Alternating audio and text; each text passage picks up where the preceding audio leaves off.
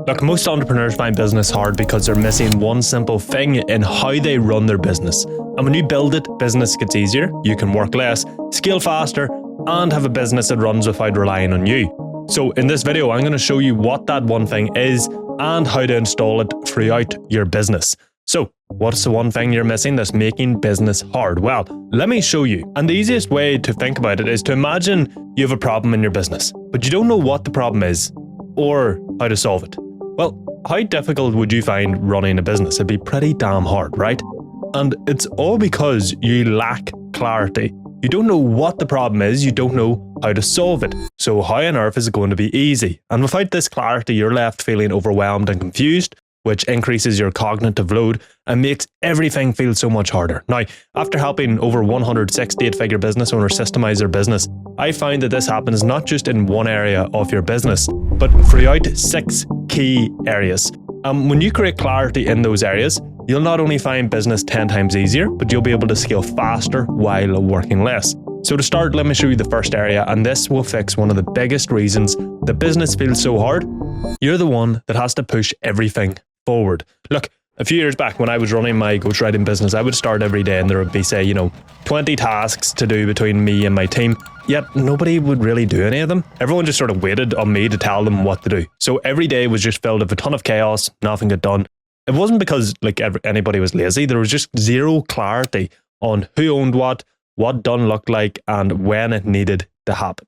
So my day essentially was a collection of answering questions, chasing updates, making decisions, and repeating day after day. But then I fixed one thing, okay? We got crystal clear on what each person did and when they do it. And overnight, and I quite literally mean like overnight, it was the next day, work started moving without me having to push it forward. So think about it, right? Business is just a pile of recurring tasks. And if nobody knows exactly who's doing what task and when, then stuff just doesn't get done. You become the bottleneck and you never get time to work on the business and do the things that you, the business owner, should be doing. So to fix this, I get all my clients in the MOS to create what we call a standard week. This is simply a plan for your week with all the recurring tasks you own and when in the week you'll do that task. Now, you can use a simple task management system for this, or you can just get everyone to make a list of all their tasks and then right beside them what day of the week they're going to do those tasks. And that brings us to the second problem. Business is super hard if nobody is clear on how to do things. Like, imagine you were going on vacation, right? You're sitting on the plane, getting ready to relax because you're obviously laying up heavy in first class.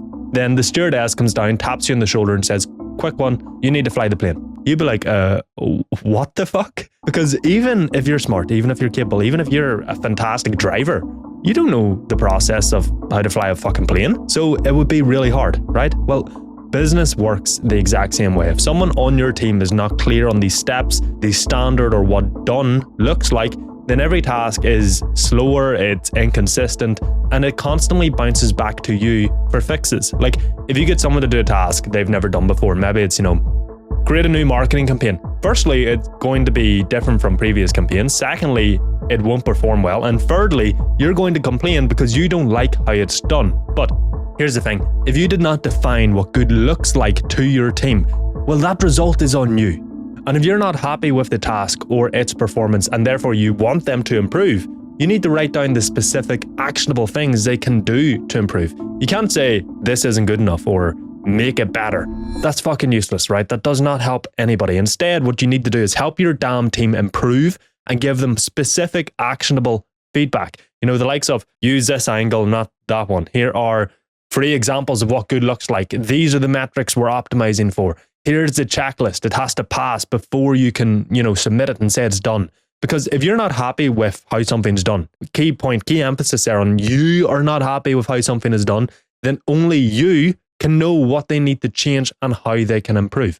And the way I get all my MOS clients to fix this problem is you need to get super clear on how you do things in your business and ensure your team has access to it. The best way to do this is through SOPs, where you detail the step-by-step process for each task. But of course, SOPs can be hard to make. What do I include?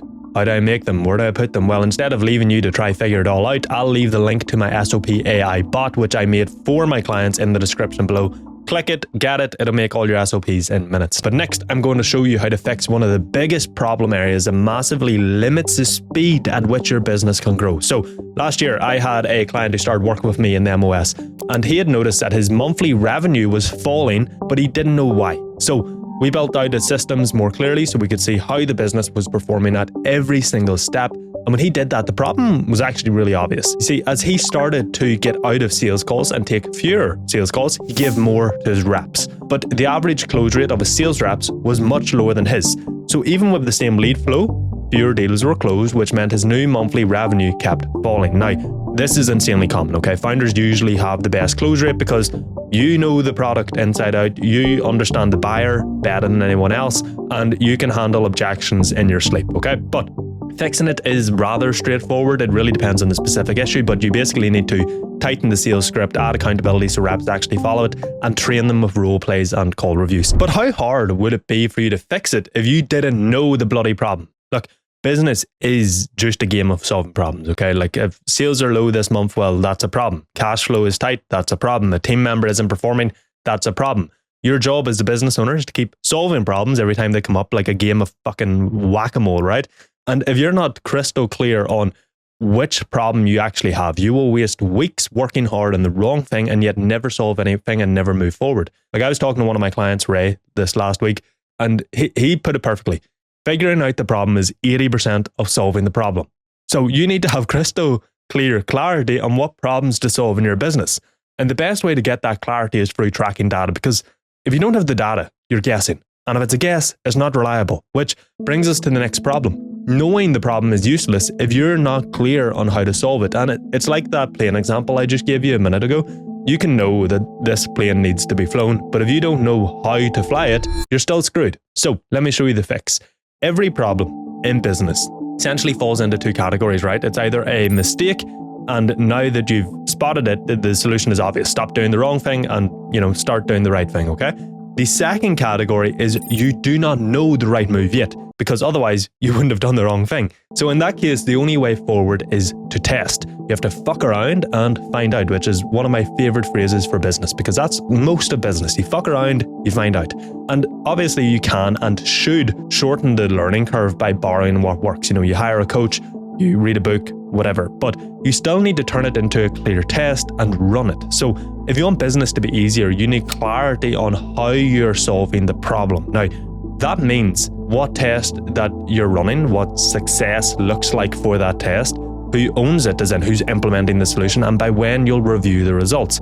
Because if you're not clear on how you're going to solve the problem, first off, you can't solve it. So the problem will never get solved and you'll keep experiencing the negative repercussions of having that problem because the solution isn't getting implemented, or you'll forget that you're testing it and so, it's basically useless. And so business will still feel hard if you're not aware and clear of how you're going to solve it. Now, this fifth area is a huge cause of friction in business because it is the exact reason you can work all day, every day, and still feel like you're not moving fast enough.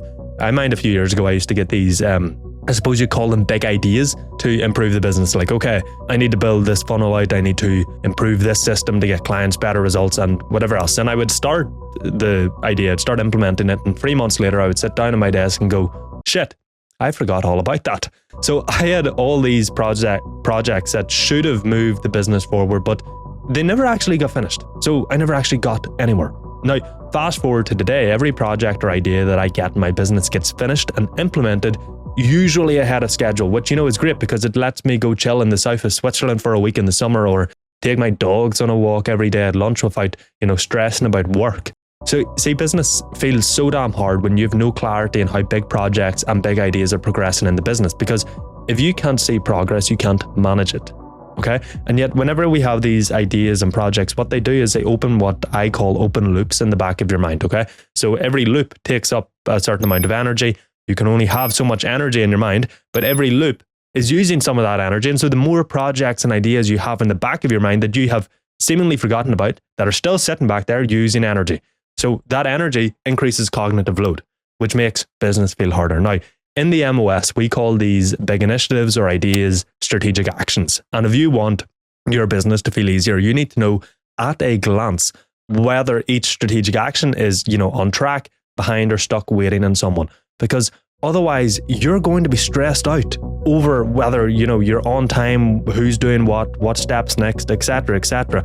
And that's going to make business feel so much harder. But when you can see, the progress clearly, you can basically do one of two things. You can relax because it's handled and you don't have to stress out, or you can step in early and fix the bottleneck before it becomes a fire and a major problem. And it also makes planning way easier because once your strategic actions are clear, you can structure your week and even your entire year around what actually matters and around those projects which are going to improve and grow the business.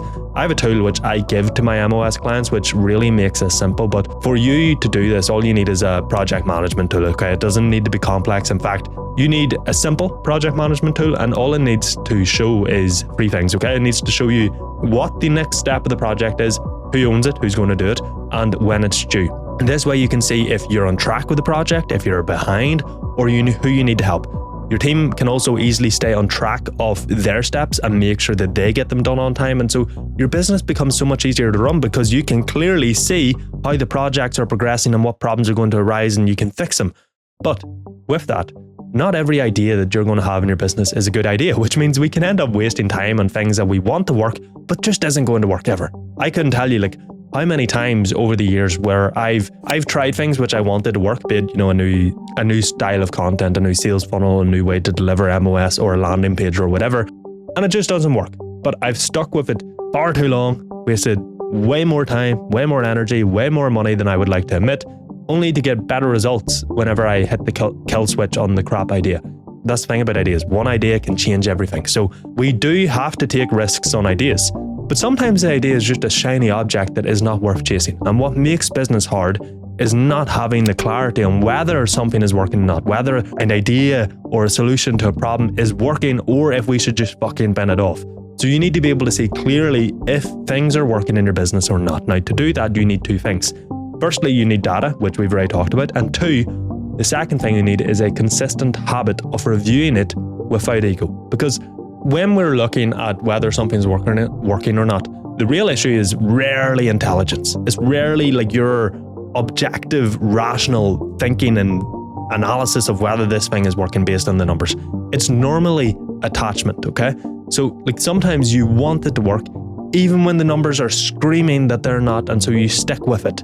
And when you make the call to kill an idea or a project or a solution, is really up to you. It does depend on the situation. Sometimes it's really clear it's not working. Sometimes it requires a bit of a harder decision.